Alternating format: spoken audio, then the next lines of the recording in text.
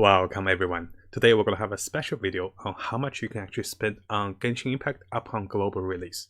So upon global release, we're going to first look at the characters, and after we're going to look at the weapons. There's a total of 6 characters that's obtainable in the game. Those are 5 stars. These include Diluc, Jin, Kinchi, Mona, and Chi-Chi within the standard pool, and also Venti in the limited banner. So there's 6 characters to capture from. After that, there is about 2 special weapons, which are the chance up weapons, which will be coming in the next future banner, and also there's a few of the 5-star weapons we can go from. So why would someone spend a lot of money in Genshin Impact? It's because although there's 6 available characters and 5 different weapon types, there's actually an in-depth system of upgrading the characters and the weapons. Let's look at the characters right now. If you look at a character like Jin, which is a 5-star character, and her stats are great, her skill sets are really good, there's a bit of lifesteal, lots of control, lots of healing and support. What people often miss is the Constitution. The Constitution is when you actually upgrade the character after getting a duplicate of the character. Right away you can see that there's a lot of buffs for her and the party as she becomes, duplicated as you find more of her. Right away she gets 40% increased damage with her Gale Blade. After that her whole party will be buffed with movement speed and attack speed.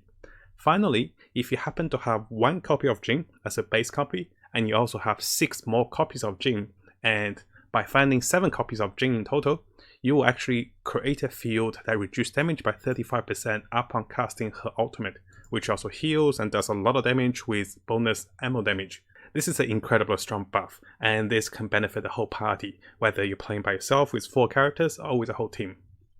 Over here, we'll look at the stats of the 5-star promoter weapon, which being Aquilia Phononia.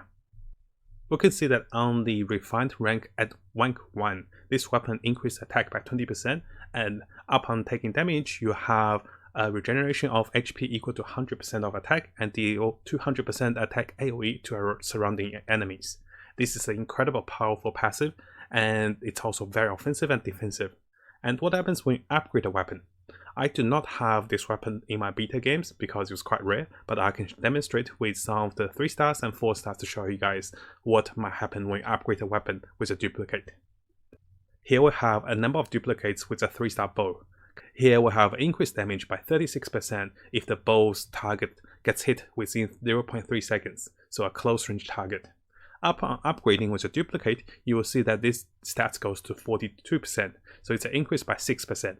And if you keep going, by rank 2, you go another 6%, and if you keep going, by rank 4, you'll be going to 60%. So the stats passive of the bow almost doubles by rank 4. You can maximally duplicate the weapon 5 times, which means 1 base weapon and 5 additional duplicates, and this almost double the stats of the weapon. Over here we have Excel, which I have inputted some of the crucial stats for the calculation of gathering for units and also gathering for weapons.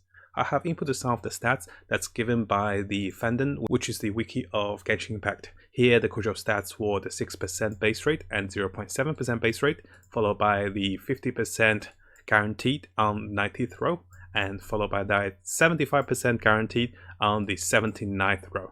So those are the crucial rates, and also we have taken the in-game purchase price for iOS, which is 100 USD for 6,048 gems.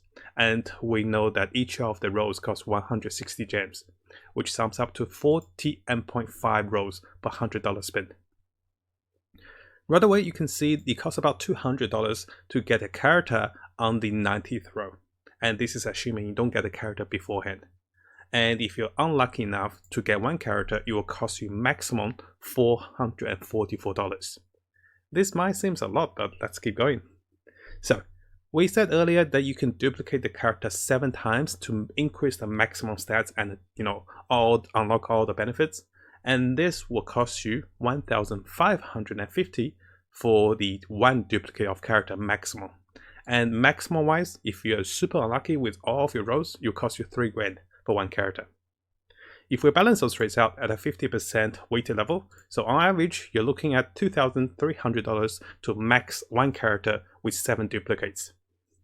Let's look at the weapons. The weapons has a slightly better rate and a better guarantee.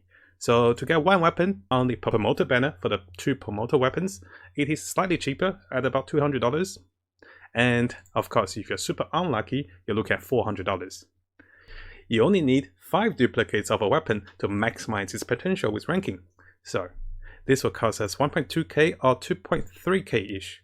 And in total, for a duplicate of one weapon 6 times, we're looking at about 1.5k. And 2 weapons for the promoter banner, which they do have 2, it's about 3 grand. So those numbers do sum up, and this is not the end of it. Remember guys, we still have 6 characters to find and 5 different type of weapons. So in reality, you're looking at $14,000 for all of the character collection, and you're looking at $7,400 for all the weapon collection.